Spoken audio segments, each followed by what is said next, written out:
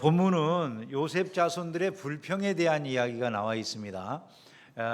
이 여호수아 때 각 지파가 제비를 뽑아서 땅을 분배받았는데 이스라엘 지파 중에서 땅 분배받은 사람들 중에 에브라임하고 므낫세 지파는 요셉의 후예들이잖아요. 그 에브라임하고 므낫세 지파가 자기네들이 분배받은 땅이 작다고, 이거 너무 땅이 우리 족속의 크기에 비해서, 우리 족속의 수에 비해서 너무 적은 땅이다라고 불평하는 그런 내용이 나와 있어요. 왜 이렇게 적은 땅을 우리에게 줍니까? 그 불평에 대해서 여호수아가 말을 하는 것이, 오늘 대답이 이런 것이었죠. 산지가 좁으면 너희들이 그 삼림에 올라가서 개척해라, 스스로 개척해라, 이렇게 말을 해줘요. 스스로 개척하라고 하니까 또 부정적인 반응을 보입니다. 우리가 나아가서 개척하라고 하신 그 땅 사람들은요, 전부 철병거를 다 가지고 있어요. 우리가 나아가서 그 사람들하고 싸워서 빼앗을 만한 땅이 못 됩니다라고 이렇게 이야기를 하니까 다시 여호수아가 이들에게 격려의 말을 하면서 너는 큰 민족이고 큰 권능이 있으니까 충분히 해낼 수 있다. 가서 그 땅을 개척해라. 가나안 족속이 철병거 가지고 있고 강한다 할지라도 너희들이 능히 이길 거다라고 이렇게 격려하는 내용이 나와 있어요. 요셉 지파를 보면은 아주 강한 하나님의 특별한 축복과 은혜를 받은 족속인데, 그 족속이 하는 일을 보면 불평이 많고 원망이 많아요. 불평이 많고 환경 탓하고 여건 탓하고 또 주변 사람 탓하고 이런 탓하는 이런 모습들이 많이 나와 있어요. 우리가 살아가면서도 인생을 그렇게 살아가게 될 위험성들이 있죠. 그래서 오늘 저는 여러분과 함께 이왕이면 이렇게 불평과 원망하는 그런 사람들이 아니라 개척자가 되자라고 하는 그런 제목으로 말씀을 나누려고 합니다. 왜 불평과 원망을 해서는 안 되는가? 우리가 생각해야 될 것은, 불평과 원망을 하면 우리의 잠재력이 올무에 사로잡히게 되어 있어요. 잠재력이 갖춰지는 거예요. 도무지 커나갈 수 있는 길이 없게 된다는 것이죠. 이 요셉 지파들은 불평과 원망을 하고 있는데, 사실 이 불평과 원망을 여호수아에게 할 일은 아니었어요. 왜냐하면 이 사람들이 땅을 차지하게 된 건 제비를 뽑아서 차지하게 된 거거든요. 제비 뽑아서 차지했으니까 그 제비 뽑아 차지한 땅은 사실은 누가 주신 땅이라고 봐야 됩니까? 하나님이 주신 땅으로 봐야 되잖아요. 근데 지금 여호수아에게 와가지고 땅이 좁다고 이렇게 항의하고 불평하고 원망을 한다고 할지라도 결국 그것을 여호수아가 해결해 줄 문제는 아니었다는 것이죠. 자신들이 그 문제가 있으면 하나님 우리에게 더 넓은 땅을 주세요. 그러면 하나님이 어떤 응답을 주실 텐데, 그게 아니라 불평하고 원망하고 우리가 가진 것이 모자라다고 이렇게 난리를 치는 건데, 이렇게 하면 결국 어떤 문제도 해결되는 게 아니라 자기 스스로를 무력하게 만들고 잠재력이 피어나지 못하도록 그 삶을 가두게 된다라는 점을 우리가 생각을 해야 된다는 것입니다. 많은 사람들이 감사할 줄 모르고 불평할 때 그 삶이 불행해지는 것을 우리가 알죠, 그죠? 사람의 마음속에 감사할 줄 모르고 자꾸 원망하면 그 마음이 행복하겠습니까? 불행하죠. 요즘 우리가 우리의 삶을 보면 옛날보다 우리가 훨씬 잘 살게 됐죠, 그죠? 잘 살게 됐어요. 제가 생각할 때는 저희 어렸을 때하고 비교해 보면 우리나라는 너무 잘 살게 돼서 정말 말할 수도 없이 행복한 삶을 살고 있다, 늘 그렇게 생각이 돼요. 근데 우리가 개별적으로 솔직히 분명히 잘 살게 됐다고 그러는데도 불구하고 그걸 느끼고 계신가요? 상대적으로 오히려 빈곤하다고 느끼고 계신가요? 한국의 많은 사람들이 자기 자신에 대해서 그렇게 부유하다는 생각을 못합니다. 그죠? 왜 부유하다는 생각을 못하는가? 다른 거 아니죠. 비교하기 때문이죠. 비교하기 때문에. 내 주변에 있는 사람들하고 자꾸 비교하게 돼 있어요. 옛날이나 지금이나 한국 사람들이 잘 살게 됐다 그런 건 한국 전체가 다 잘 살게 됐다는 거지, 나만 잘 살게 된 건 아니잖아요. 그러니까 우리나라에서 우리가 부자가 된 걸 잘 느끼질 못해요. 우리나라 안에서는 다 같이 잘 살게 됐으니까 물가도 그만큼 오르고 다 오르거든요. 우리나라 제주도 여행 가는 게 싸요? 일본 여행 가는 게 싸요? 일본 여행 가는 게 요즘 싸요, 그죠?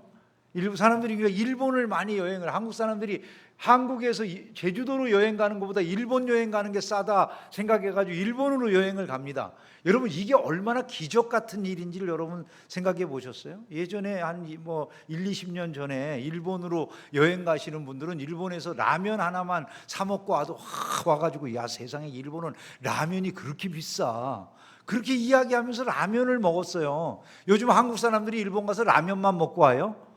뭐 라면도 살로 일란 이런 거 사 먹고 오긴 하지만은 그런 것만 먹는 건 아니고, 뭐 일본에 가면 사람들이 회도 먹고, 요즘 한국 사람들 여행 가면 회도 먹고, 일본에 유명하다는 음식점들 맛집 투어하고 다니고 하는 사람들이, 한국인들이 많아졌잖아요. 이거 옛날 같으면 상상하기 어려운 일이죠. 왜냐하면 물가가 10배 정도 비쌌잖아요. 돈이 보통으로 많은 사람이 일본 가가지고 그렇게 할 수 없는데, 요즘 우리 한국 사람들 누구라도 그런 정도, 일본 가가지고 어지간히 먹고 사는 정도는 할 수 있고, 일본의 호텔이나 이런 데 묵을 때 우리가, 야, 이 호텔비가 어마어마하게 비싸서 못 들어가겠다, 이런 생각 안 한다는 거죠. 그만큼 그냥 비슷하거나 우리보다 오히려 못한 지역도 많이 생긴, 왜냐하면 서울에 사는 사람들의 입장에서 본다면, 지방에 가면, 일본도 지방에 가면 서울보다 훨씬 싸고 못 사는 지역들이 있기 때문에 얼마든지 더 좋은 환경에 머물거나 이럴 수 있을 만큼 한국의 여건이 좋아졌다는 거예요. 우리가 아주 부자가 됐다라는 건 언제 느낄까요? 동남아 가면, 그죠? 동남아에 가면 세상에 5성급 뭐 이런 데를 3만 원, 5만 원 이렇게도 들어갈 수 있잖아요. 보통 하루 숙박을 하는데 3만 원에서 5만 원 정도를 주면 동남아를 들어가는 거죠. 그렇게 들어가서 우리가 묵을 수 있는 거예요. 그만큼 우리나라의 경제력이 좋아졌다라고 하는 건 그때 느끼는 거죠. 잘 살게 된 것이 외국에 나가면 확인이 되는데, 우리나라에서는 그게 확인이 안 되죠. 옆에 있는 사람들하고 비교하니까 다 같이 잘 살게 돼가지고 비교 대상이 아니거든요. 이분들이 다 같이 잘 사니까 그분들도 비싼 돈 받고 서비스를 해주지 그냥 해주는 게 아니잖아요. 근데 우리가 그런 것들을 비교하면서 스스로 힘들어하는 거죠. 저 사람은 나보다 더 잘 사는 것 같아. 사람들이 SNS 같은 거 보고 비교한다고 그러잖아요. 먹는 거 찍어놓고, 여행 간 거 찍어놓고. 아니, 그거 좋은 것만 찍을까요? 후진 걸 찍을까요? 좋은 것만 찍지 누가 후진 걸 찍겠어요, 그죠? 그러니까 다 좋은 거 찍어서 올린 거예요. 자기 인생에 기억에 남을 만한 음식, 기억에 남을 만한 그런 것들이니까 찍어서 올렸으니까, 너 이것까지 뱉기는 못 먹어봤구나 이렇게 생각하고 그냥 말면 될 텐데, 그게 아니라, 아이고 너는 이런 거 먹고 다니냐, 평상시에 이렇게 생각하는. 그러니까 이게 힘들어지잖아요, 삶이. 우리나라 청년들을 생각해 보면 그러잖아요. 좋은 대학 나왔어, 인류대학이라고 말할 수 있는, 요즘 우리나라 대학들은 막 세계적인 대학이잖아요. 인류대학 나왔어, 세계적으로도. 그리고 또 뭐 아주 좋은 직장에, 나름대로 우리나라 사람들뿐만 아니라 세계적으로도 알아줄 만한 그런 좋은 직장에 취직도 했어요. 결혼도 해가지고 아내도 있어, 애도 낳아가지고 재미있게 살아. 자, 그런데 이런 청년들이 자기 인생에 불행을 느낀다고 생각하는 이유가 뭘까요? 가만히 보니까 자기가 나온 학교에 다른 친구는 자기보다 좀 더 잘 사는 것 같아. 그럼 괜히 상대적인 빈곤감이 느껴가지고 불행하다고 생각하는 거예요. 왜? 자기는 지금 자기 스스로 잘 살고 있는 거거든요. 뭐 누구에게 손 내밀고 빌리고 꾸고 이런 삶이 아니잖아요. 그러면 충분히 만족할 만한데 그렇게 생각하지 않는다는 거죠. 왜 삶이 불행하게 느껴졌다고요? 다른 사람들과 비교하면서 감사하지 않으니까 삶이 불행하게 느껴지는 거예요. 내 스스로의 삶을 얼마든지 개척해 나갈 수 있는, 남만 쳐다보고 있는 것이죠. 내가 가진 것에는 눈 감고 없는 것만 세고 있다면 이거는 굉장히 문제가 아닐 수 없는 거죠. 하나님이 내게 주신 나만의 스토리를 써나갈 수 있는 사람이 훌륭한 사람이다라는 것을 믿으시기를 주의 이름으로 축원합니다. 그래서 감사하는 마음이 없고 불평하고 원망하면 스스로를 불행하게 만드는 거다. 이런 사실을 꼭 기억을 해야 됩니다. 또한 마음속에 자꾸 조금 더 있으면 좋겠어, 조금 더 있으면 좋겠어 하는 이런 마음들 있잖아요. 욕심이 뭔가 많은 사람들이 그 욕심의 블랙홀에 빠진 것 같아. 좀 더 높은 연봉, 좀 더 좋은 집, 좀 더 나은 조건, 이런 것들에 계속 매달려요, 사람들이. 그러다 보면은 그런 것에 의해서 스스로가 불행해질 수밖에 없는 거죠. 안 될 때, 하나님이 내게 주신 모든 것에 대해 내가 만족하면 괜찮은데 그게 아니라 더 있어야만 나는 만족할 수 있어. 그리고 불평하고 원망하는 그때 그 욕심 때문에 내 인생이 불행해진다는 거예요. 삶이 황폐하게 되기 마련이라는 것이죠. 많은 사람들이 의외로 이러한 삶을 살아가요. 내가 하나님의 은혜 안에서 내 인생을 최선을 다해 열심을 다해서 살아가다 보니까 좀 더 나은 연봉을 받고 좀 더 나은 여건이 되고 이런 건 괜찮은 거예요. 다 그렇게 사는 게 좋죠. 그런데 문제는 그게 아니라 내가 주어지지 않는데, 최선을 다해도 주어지지 않는데 욕심으로 남이 가지고 있는 것 나도 가져야 되겠다는 심리로 그런다면 그게 문제가 되는 거예요. 성경은 우리에게 내 이웃의 것을 탐내지 말라 그러거든요. 뭐 이렇게 이웃이 가진 거를 그렇게 탐을 낼 필요가 있겠어요? 저 사람이 벤츠 타면 나도 꼭 벤츠를 타야 됩니까? 뭐라도 타고 다니면 되지, 다행이지. 못 타고 다니는 게 문제지. 예? 옛날에는 그런 걸 누가 타고 다니서 황제도 못 타고 다니던 거잖아요. 제가 전에 난징 갔던 얘기 한번 드렸던 것 같은데, 난징에 가가지고 그 장개석 총통이 살던 집, 거기를 이렇게 구경을 갔는데, 그 난징에 장개석 총통 살던 집에 갔는데 그게 중국의 일종의 황제와 같은 사람이 살던 곳이잖아요. 근데 뭐 지금 우리나라 30평짜리 보통 일반 아파트, 그보다 작은 아파트들도 거기에 있는 시설보다 더 좋아요. 그분들이 타고 다니던 그 황제와 같은 사람들이 타고 다니던 차보다 우리가 타고 다니는 현대의 차들이 훨씬 좋아요, 사실은. 지금은 옛날 사람들이 왕족보다도 더한 걸 누려도 감사가 없는 거예요. 왜 없느냐면 주변하고 비교하니까. 항상 더 가진 사람과 비교하기 때문에. 그분이 좋은 차를 타든 뭐 하든 나도 나대로 잘 내 인생 살아가고 있는데 뭐가 그렇게 걱정이겠어요? 그런 마음이 있어야 돼요. 부정적인 시각만 가지고서 불평하는 사람들은요, 그 시야가 좁아지게 돼 있어. 좁아지게 돼 있어. 요셉 자손들을 보면 자기네들이 가진 땅의 가능성은 안 보고 그냥 계속해서 더 넓히고 싶은데 철병거가 있어서 못 가지게 생겼으니까 그것 바라보면서 계속해서 불평하고 원망하는, 그런 불평과 원망만 키워나가는 거예요. 여러분, 일종의 마음속에 네거티브 필터가 있는 사람들이 있는 것 같아요. 대화를 해보면 무슨 얘기만 하면 안 된다는 사람 있잖아요, 그죠? 여러분들 집에도 있을지도 몰라. 대화가 안 돼. 그냥 뭔가 얘기를 하면, 아니 자기가 해본 다음에 안 된다고 하면 이해가 되죠, 그죠? 자기가 해보고 난 다음에 해봤는데 이래도 이렇게 해도 해보고 저렇게 해도 해봤는데 잘 안 되던데요, 이런 거를 이야기한다면 뭐 거기에서 또 다른 가능성을 찾아본다든가 이럴 수 있지만은 아무것도 안 해보고서도 다 알아, 천지사방의 일을 자기가. 무조건 안 된대. 여러분, 이런 마음을 가지고 있으면 어떨까요? 아무것도 못하는 거죠. 한 걸음도 나갈 수 없는 거죠. 취업이 어렵다고만 생각하고 새로운 기회를 찾으려고는 하지 않아요. 경제가 어렵다고만 하지 위기 속에 기회가 있을 수 있다는 건 생각 안 해요. 변화하는 시대를 두려워만 하지, 변화하는 시대 속에서 어떻게 내가 미래에 하나님 나라의 일을 꿈꾸면서 해나갈 수 있는지 그 가능성을 찾아보지는 않아요. 그러면 아무것도 못하는 거죠. 그죠? 그냥 가만히 서 있어야 되는 거예요. 얼마 전에 김미경이라고 하는 이 TV 강사가 나와서 한 유튜브에서 강의하는 그런 내용을 듣다가 아주 공감이 되는 게 하나 있었어요. 그 김미경 강사라고 하는 사람이 하는 내용 이야기가 너무 재미있는 게 뭐냐면, 우리나라 사람들 그러잖아요. 우리나라 사람들이 제일 되고 싶은 게 뭐냐 그랬을 때 여러분 이렇게 건물 하나씩 갖고 싶다고 많이 생각들 하잖아요, 그죠? 그래서 우리나라 사람들이 누구 위에 누구? 예? 조물주 위에? 아니, 어떻게 그렇게 불경한 얘기를 아무렇지도 않게 하세요, 그래요? 예?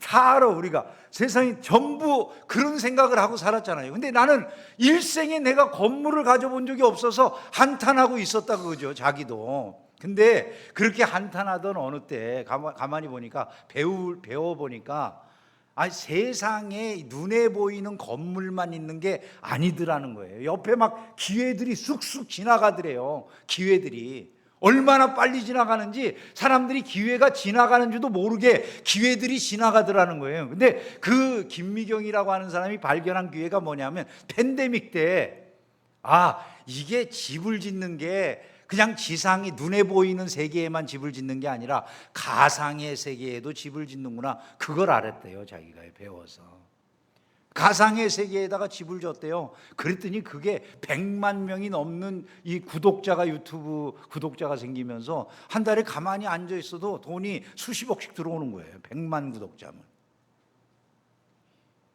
여러분, 그 사람이 하는 얘기가 너무 절망적인 얘기가 하나 있더라고요. 그게 뭐냐면 이미 가상세계에도 건물이 꽉 찼대. 그래서 새로 진입하기가 너무 어렵대.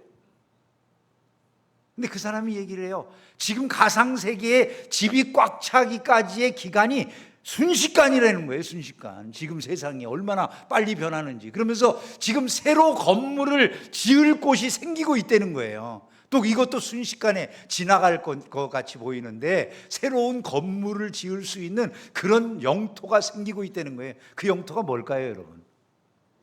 그 인공지능이에요. AI 시대가 바로 그런 시대라는 거예요.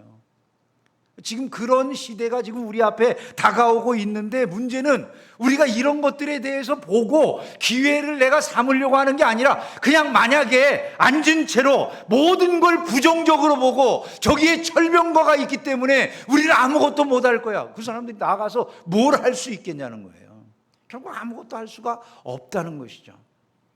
삶에서 결국 이러한 시각들, 불평과 원망만 늘려나가는 시각으로는 아무것도 할 수 있는 게 없다라는 것을 우리는 기억을 해야 되고, 그것은 마치 내 발을 트랩에 사로잡히도록 방치하는 것과 같은 것이다. 이런 점들을 우리가 꼭 생각을 해야 된다는 것이죠. 그럼 우리는 어떻게 살아야 됩니까? 성경은 우리에게 무엇을 말씀하고 있습니까? 스스로 개척하는 삶을 살으라는 거예요. 그것만이 우리의 삶을 자유롭게 만들어준다는 것이죠.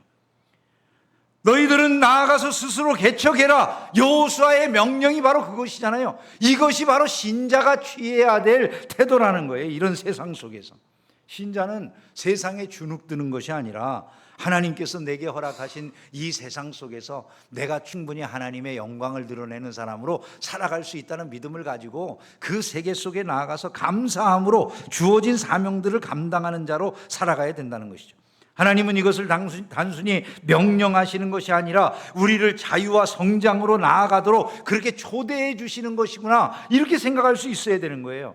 여러분, 사람이 개척 정신을 가지고 나아가려고 하면 용기가 있어야 돼요. 용기를 가지고 도전하지 않는 사람이 개척할 수 있겠습니까? 그러니까 이 요셉 지파에게 너희들이 나아가서 개척하라, 그럴 때 이 사람들이 개척할 수 있으려면 마음에 용기를 품어야 된다는 거예요. 사실은 신앙의 모든 선진들이 용기를 가진 사람이에요. 아브라함이 갈 바를 알지 못하고 하나님의 뜻을 따라서 그가 떠났다고 말하잖아요. 떠났을 때 결국에 이스라엘의 믿음의 조상이 되는 결과물들을 얻는 거잖아요. 모세가 자기가 애굽으로 가기 싫은 그런 마음이었지만 하나님의 명령, 부르심을 받아서 애굽을 향해 나아가 이스라엘 백성들을 출애굽시키는 그 과정을 통해서 이스라엘의 지도자가 되는 것 아닙니까? 다윗도 마찬가지잖아요. 아무도 나가지 않는데, 아무도 싸우러 나갈 생각을 못 하는데 골리앗과 싸우겠다고 자기가 앞장서서 나가서 싸워서 결국 그 골리앗을 물리침으로 말미암아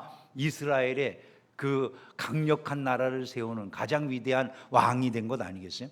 한번 여러분 생각을 해보세요. 다윗이 적어도 골리앗과 싸우러 나갈 때 자기가 가진 자원만을 생각하고 있으면은 게임이 안 되는 거잖아요. 그죠? 근데 다윗은 그 속에서 하나님이 주신 그 모든 자원들을 생각하면서 믿음으로 나아가 승리한 것이구나, 이걸 우리가 기억을 해야 되는 것이죠.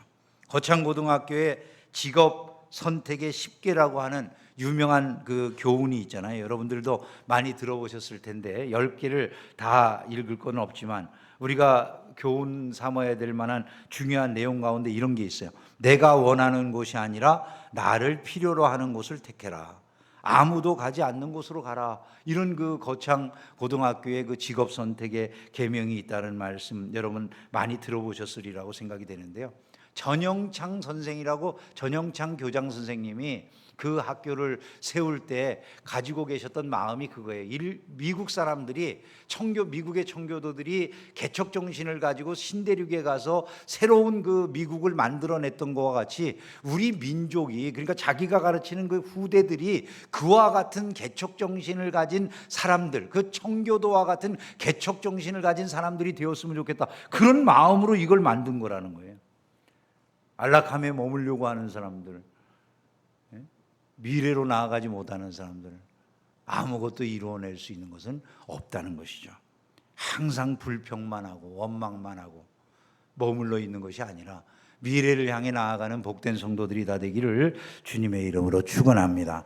개척 정신은요, 긍정적인 마음에서 나오는 거지 부정적인 마음에서 나올 수가 없어요. 긍정적인 마음, 긍정적인 소망을 가지고 있어야죠. 할 수 있거든요. 무슨 말이냐, 믿는 자들에게는 능히 하지 못할 일이 없다, 이렇게 생각해야지 뭔가를 하게 되지. 에이, 해봐야 안 돼, 난 이대로가 좋아, 해봐야 뻔히 망할 텐데 뭐, 저 사람이 안 된다고 그러면 어떻게 할 거야, 에이, 나는 그럴 만한 자격도 안 돼, 이런 생각을 가졌는데 뭘 하겠어요 여러분? 아무것도 할 수가 없는 것이죠. 그런 마음들이 아니라 분명히 하나님의 말씀 안에서 하나님이 내게 능력을 주신다면 나는 할 수 있어요, 이렇게 생각해야죠. 어려운 길이라도 내가 넘어갈 수 있어요. 하나님과 함께라면 내가 이겨내지 못할 것이 아무것도 없어요. 이런 생각으로 주님을 의지하고 개척하려고 하는 의지를 가질 때 세상에는 변화가 일어나게 되는 줄로 믿습니다. 개척 정신은요, 하나님과 우리가 뭘 가지고 있는지를 아는 데서 출발이 되는 것이죠. 다윗을 한번 아까 말씀드렸잖아요. 다윗이 골리앗과 싸우러 나갈 때 자기가 눈에 가지고 있는 자원만 생각했으면 뭐 가진 게 보였을까요? 골리앗이 가진 자원만 생각한다고 합시다. 지금 요셉 지파는 저 사람들이 가진 철병거만 보는 거잖아요. 내가 가진 이야기는 안 해요. 내가 뭘 가지고 있는지를 얘기 안 하고 저들은 철병거를 다 가지고 있어요, 요 얘기만 했어요. 근데 다윗의 경우를 한번 생각해 보세요. 다윗이 지금 이제 골리앗과 싸우러 나갑니다. 그러면 여러분들이 생각할 때 다윗이 골리앗과 싸우러 나갈 때 죽으러 나간 걸까요, 죽이러 나간 걸까요? 믿어지세요? 여러분, 죽으러 나갔을 것 같아요, 죽이러 나갔을 것 같아요? 진짜 죽이러 나간 거지 죽으러 나간 건 아니에요. 아무리 자원이 부족해 자원만 비교해 보면 다윗이 골리앗과 비교가 되겠습니까? 골리앗은 어마어마한 우선 육체적, 신체적인 특징을 가지고 있잖아요. 거의 3m가 되는 그런 거인이에요. 특징이 3m. 여러분, 사람이 3m면 얼마나 커 보일지 상상이 되시잖아요, 그죠? 키가 3m래. 그리고 골리앗은 자기 배틀채만한 그런 그 창을 잡고 있다고 이야기를 하잖아요. 칼과 창이 보통 사람들보다 훨씬 길어요. 그럼 싸울 때 유리할까요, 불리할까요? 갑옷을 입었어요. 옆에 그의 무기를 또 함께 들고 따라다니는 종자가 하나 따로 있어요. 전쟁에 나가서 익숙하게 지금까지 단 한 번도 패해 본 적이 없는 어마어마한 승전의 경험이 있는 사람이에요. 근데 다윗은 뭐가 있습니까? 보면 목동에다가 전쟁 경험도 없고 지금 갑옷도 입지 않았고 키도 작고 신체적으로 다 부족한데 다윗이 뭘 믿고 그러면 싸워서 이길 수 있을까요? 골리앗은 생각하기를 자기의 생각대로 생각하는 거죠. 가가지고 내가 붙어서 직접 싸우는 것만 생각했겠죠, 그죠?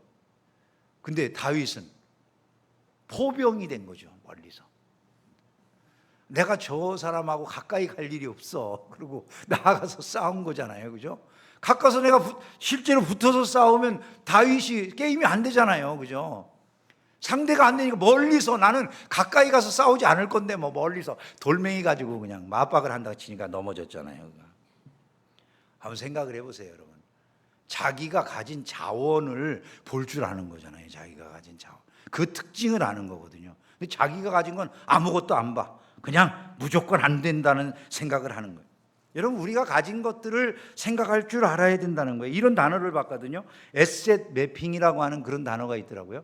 사회 사업학과라든지 교육학과에서 사용하는 그런 단어라는 걸 봤는데요. 저 에셋 매핑이라고 하는 게 자원을 미리 그려보는 거예요. 예를 들어 사회복지를 하려고 하는데 이 지역에 사회복지를 하기 위해서는 어떤 자원들이 기본적인 자원들이 있느냐를 미리 한번 알아보는 과정이 에셋 매핑이라는 거죠. 그러니까 여기에 보니까 자원봉사할 만한 사람들이 많이 있네. 이게 일종의 자원인 거죠. 예를 들어 건물을 빌려서 쓸 수 있는 그런 여유 있는 건물 공간이 있네. 이러면 이런 게 일종의 자원이 되는 거예요. 뭐 여러 가지 그 지역에 의료 시설이 있다든가 그러면은 의료 혜택을 공급해 줄 수 있는 자원이 되는 거죠. 근데 이런 자원들이 있는 거를 미리 살펴보는 걸 에셋 매핑이라고 그런다는 거예요. 우리 인생에도요, 이런 에셋 매핑이라고 하는 게 필요한 거예요. 내가 가지고 있는 게 구체적으로 뭐야 도대체. 여러분, 한국 사람들 아무것도 안 가지고 있다고 생각하지만 우리나라도 나름대로는 가지고 있는 게 있어서 지금 이만큼 온 거예요, 보면요. 그죠? 아무것도 안 가지고 있는 것 같지만 한번 생각해 보세요. 좋은 교육을 받을 수 있는 환경이 있습니까? 없습니까? 있잖아요, 우리나라는. 여러분, 대한민국처럼 교육열 높은 나라가 어디 있습니까? 전 세계에서도 최고 수준의 교육열을 가지고 있잖아요. 우리나라 사람들은 애지간한 대학은 대학으로 치지도 않아요, 이상하게. 얼마나 대단한 건지를 몰라. 우리나라 사람들이 가지고 있는 이런 그 교육에 대한 자원이 얼마나 대단한 건지를 모르는 게, 얼마 전에 그 이찬수 목사님이라고 그 분당 우리 교회인가요? 그 교회 목사님이 설교하는 것이 제 유튜브에 우연히 알고리즘 때문인지 떴어요. 그래서 그 목사님 설교를 우연히 보게 됐는데 이런 간증을 하더라고요. 그 목사님 간증이 재미가 있더라고요. 자기한테 3번이나 협박 편지가 온 적이 있었대요. 근데 협박 편지의 내용이 이찬수 목사님 보고 당신 그 미국에서 대학 나왔다는 거 졸업도 안 하고 왜 졸업했다고 그러냐, 그러고서 그 사실에 대해서 정확하게 명명백백하게 밝혀라, 아니면 학력 위조로 내가 고발한다, 뭐 이런 식의 이제 협박 편지가 왔다는 거예요. 처음에는 도대체 말 같지 않은 소리라고 해서 그냥 없는 것처럼 여겼대요. 2번째 편지가 또 오고 3번째 왔을 때는 좀 더 무섭게 아주 위협하고 뭐 이제 여러 가지로 사회에다가 뭐 까발리겠다느니 뭐 좀 이런 식의 협박적인 그런 이야기가 강하게 와서 이찬수 목사님이 자기 졸업한 거 뭐 이렇게 해가지고 다 보내서 그 사람한테 보내줬대요. 그랬더니 조용해 졌다고 이렇게 이야기하면서 그거는 아무것도 아니었다는 거예요. 근데 문제는 뭐냐면 자기 애들한테 그 얘기를 했을 때 충격을 받았다는 거예요. 자녀들에게 그 얘기를 했는데 자녀들이 반응이 시큰둥하더니 그러더래요. 뭐 아빠가 좋은 대학도 안 나왔는데 왜들 그런데요? 그러더래요. 자기 아버지가 미국에서 일리노이 대학인가 나왔다니까 얘네들은 하버드나 예일만 대학인 거야.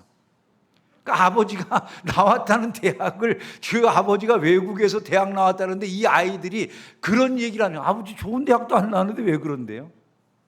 이찬수 목사가 아이들 때문에 상처받았대. 그 사람보다, 편지 보낸 그 사람보다 자기 애들 때문에 상처를 받았대. 여러분, 한국 애들이 그 정도예요. 여러분, 이게 얼마나 놀라운 얘기인지를 우리가 모르죠. 이게 세계적으로 우리나라 사람들이 교육 수준이 얼마나 높아졌는가를 얘기하기 위해서 드린 말씀이에요. 보통으로 높아진 게 아니죠. 그렇게 우리의 자원으로 있잖아요. 미군들이 한국에 와서 미군들이 근무를 하잖아요. 많은 미군들이. 근데 한국에서 카츄샤라고 미군 부대에서 같이 근무하는 청년들이 있지 않습니까? 한국의 청년들은 대다수가 다 영어를 잘하고 미국도 애지간한 지역은 다 가본 친구들이라는 거예요. 그 카츄샤로 올 정도면 영어 잘하니까 미군들하고 같이 있는 거잖아요. 근데 이 친구들하고 같이 근무하는 오히려 미군들은 대부분이 다 고졸 출신의 그 미군의 과정을 거쳐서 대학을 가려고 하거나 이런 사람들이 대다수라는 거죠. 그러니까 한국 청년들은 훨씬 더 미국에 대해서도 더 많이 아는 거예요. 미국에서 이 청년들은 대부분 자기 나라도 제대로 여행 못 해보다가 군인이 돼가지고 그냥 한국에 나온 건데, 이 한국 청년들은 대부분 다 미국까지도 대부분 많은 도시들을 다녀보고 이야기하니까 너는 나보다도 어떻게 미국을 더 잘 아느냐, 이런 이야기들을 한다는 이야기를 들어봤어요. 얼마나 기가 막힌 이 인적 자원들을 가지고 있습니다. 글로벌 시대에 맞는 감각에 또 빠른 변화에 적응할 수 있는 세계 최고의 빨리빨리 민족이잖아요. 그죠? 이것들 다 없어도 대한민국은 세계에서 어느 나라보다도 빨리 기독교를 마음속에 믿고 하나님을 믿는 백성으로 변화받은 특별한 민족인 줄로 믿습니다. 여러분, 요셉 자손에게 여호수아가 하는 말이 얼마나 우리 속에 강하게 들려져야 되는지를 한번 생각해 보세요. 우리 못해요. 철병거가 있어서 못 나가요. 뭐가 문제냐? 나아가서 스스로 개척해라. 철병거가 무섭냐? 하나님이 너희와 함께 하시지 않더냐? 나아가서 정복해라. 오늘 이 말씀이 우리에게 들려지기를 주님의 이름으로 축원합니다. 실천을 해야 되는데 말만 해가지고 아무것도 안 되잖아요. 작은 것부터 하는 거죠. 모든 건 맞춰놓고 내가 나아가서 할게요 그러는 게 아니라 작은 것부터 함께 하는 거고요. 함께 하는 우리가 마음을 가져야 돼요. 네트워킹을 하고 협력을 하고, 이게 기본이에요. 누구라도 혼자 설 수 있는 사람은 없잖아요. 아무리 거대 기업인, 세계적인 기업인 테슬라라도 혼자 할 수 있는 사업은 없는 거죠. 그래서 삼성하고 같이 연대해가지고 일을 하고 그러는 것 아니겠습니까? 우리도 일을 해나가는데 여러 사람들과 같이 하는 거예요. 교회 공동체 안에서 함께하는 이런 마음으로 일을 해나가는 것은 너무나도 중요하다는 것이죠. 주님은 우리 가운데 반드시 새 길을 열어주실 줄로 믿습니다. 웨이메이커라고 그러잖아요. 우리가요, 기적을 행하여 주시고 약속을 지켜주시고 어둠의 빛을 비춰주시는 하나님의 은혜가 여러분의 삶에 넘치기를 주님의 이름으로 축원합니다. 신자는 멈춰있는 사람이 돼서는 안 돼요. 계속 배우고 성장해야 돼요. 요즘 업데이트라든지 업그레이드라든지 이런 말들이 많이 쓰이잖아요. 최신 정보로 바꾸고 보완해서 새로운 상태를 만들어내는 것들을 의미하는 것 아니겠습니까? 근데 그 업데이트 안 하면 어떻게 됩니까? 기계가 작동을 안 할 때가 많잖아요. 제대로 된 정보를 얻지 못할 때가 많잖아요. 이런 것을 우리가 알고 있다면 우리 인생도 마찬가지예요. 변하는 시대 속에 자꾸 우리의 삶도 업데이트해주고 업그레이드 해줘야 되는 거다. 그건 다른 게 아니죠. 성경에서 우리에게 명령하는 대로 살아가는 거예요. 지혜를 얻으라, 지식을 얻으라, 명철을 얻으라 그러잖아요. 하나님 말씀을 통해서 내게 주어진 사명이 뭔지 깨닫고 자꾸 지혜를 얻으려고, 지식을 얻으려고, 명철을 얻으려고 노력하는 그런 삶을 살아가야 된다는 것이죠. 주께서 반드시 좋은 길을 여러분 앞에 열어주실 줄로 믿습니다. 과거의 아쉬움이나 현재의 부족함에 시선을 고정하고 사는 것이 아니라 하나님께서 내게 주실 미래를 믿음으로 확신하면서 나아가는 사람들, 그것이 바로 저와 여러분들이 되면 좋겠어요. 철병거가 두렵다. 이 말은 요즘 시대로 말하면 AI 자동화와 같은, 또 지나친 경쟁과 같은 이런 것이 두려워요라고 하는 말과 같지 않겠어요? 견고한 흙수저, 금수저, 뭐 이런 그 세상의 체계가 두렵다는 말과 뭐가 다르겠습니까?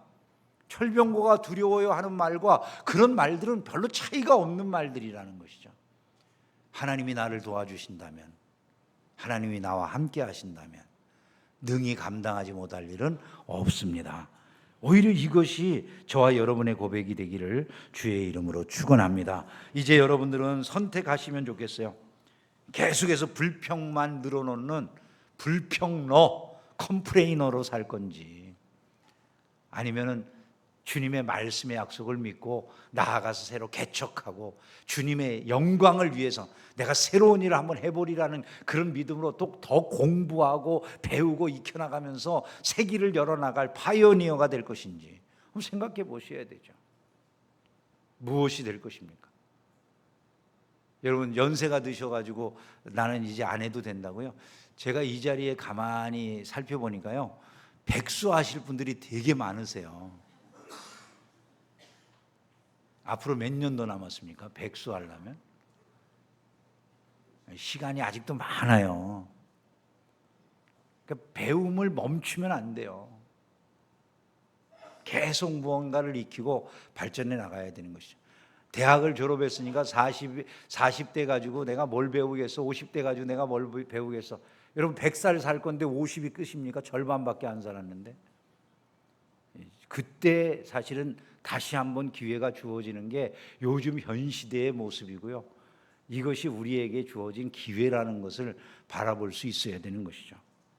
주님의 도우심을 힘입어서 여러분의 앞날을 이전보다 더 크게 열어나가는 은혜가 임하기를 주의 이름으로 축원합니다.